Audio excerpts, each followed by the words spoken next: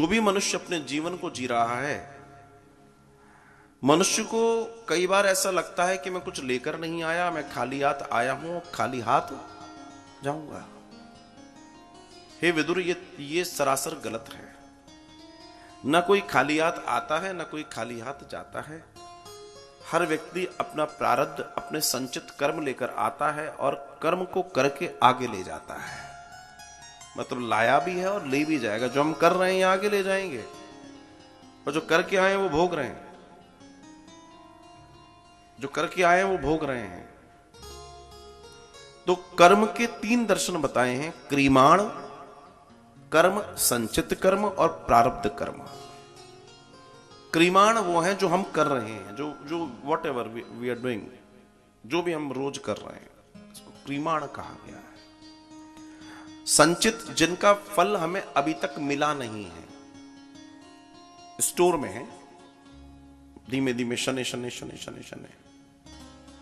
और प्रारब्ध, जो कर्मों का निचोड़ है, वो प्रारब्ध कहलाता है। 3 चीजें समझनी तो बहुत सारी चीजें समझ में आ जाएंगी।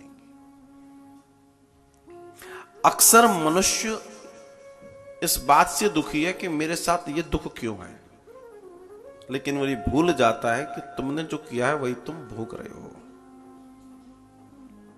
कई बार हमारे साथ बहुत अच्छा होता है, कोई कहता जी आपके तो जलवे, अरे भैया करके आए, हीरे मोती बांट के आए, तो करेंगे नहीं क्या? इतना ज्ञान तो है मनुष्य में। लेकिन जब दुख होता है तब भगवान को रोता है, तब नहीं कहता कि हमने कुछ किया होगा तो भोग रहे हैं। प्रारब्ध भोगना पड़ता है। धर्म कह रहा है, श्री मैत्रेय जी विदुर जी से कह रहे हैं, प्रारब्ध भोगना पड़ता है। ज्ञानी कभी अपने आप को कर्ता नहीं मानता, और जो कर्ता मानता है वही गड़बड़ है। जो ज्ञानी व्यक्ति है वो कभी ये नहीं कहेगा कि मैं कर रहा हूं, वो कहेगा गोविंद कर रहे हैं। क्रिया प्रकृति का स्वभाव है। दिन रात ऋतुएं आदि जैसे चल रहा है, जैसे शरीर की श्वासें चल रही हैं आदि इत्यादि, हृदय की धड़कन चल रही है, ये क्रिया है। कर्तेपन का अभिमान से ही क्रिया कर्म बन जाती है। जिसके पास भी कर्तापने का अभिमान आ जाएगी, उसकी क्रिया कर्म बन जाएगी। और ये जो कर्म है, कर्म को असल में कर्म नहीं रहना चाहिए, कर्म अकर्म हो जाना चाहिए। मैं तो कुछ करता ही नहीं, जो किया तूने किया, तुझको सौंप दिया। उस दर्शन को अगर हम समझें और जाने तो शायद बहुत सारे नियम बदल जाए, बहुत सारे। कुछ ऐसा जीवन में करो कि दुनिया तुम्हें याद करे। कुछ ऐसा कर जाओ, कुछ ऐसा महान कर जाओ अपने जीवन में, तब तो दर्शन है साहब। वरना पशु रोज पैदा होते हैं, रोज मरते हैं, कौन गिनता है? कौन गिनता है? कुछ ऐसा कर जाओ। कुछ इस शरीर को महान बनाने के लिए भी करो, सिर्फ इस शरीर की गुलामी में नहीं मत करो, इसको और महान बनाना है।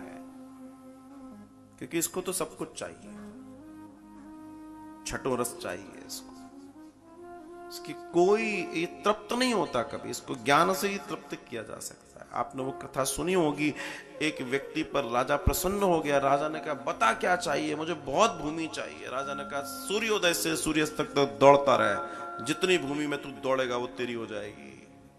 वो दौड़ता रहा दौड़ता रहा दौड़ता रहा, सूर्य अस्त होने को आया और वो बेहोश होकर गिरा और वहीं मर गया। ऐसा ही अक्सर लोग कर रहे हैं अपने लिए। अपने लिए कर रहा था, अगर जगत के लिए करता तो शायद न मरता। क्योंकि अपने लिए इतना चाहिए ही नहीं साहब। अपने लिए कितना चाहिए? आजकल तो कहानी 2 BHK 3 BHK पर सिमट गई है। अब तो डुप्लेक्स का भी कॉम्प्लेक्स राम राम कर गया।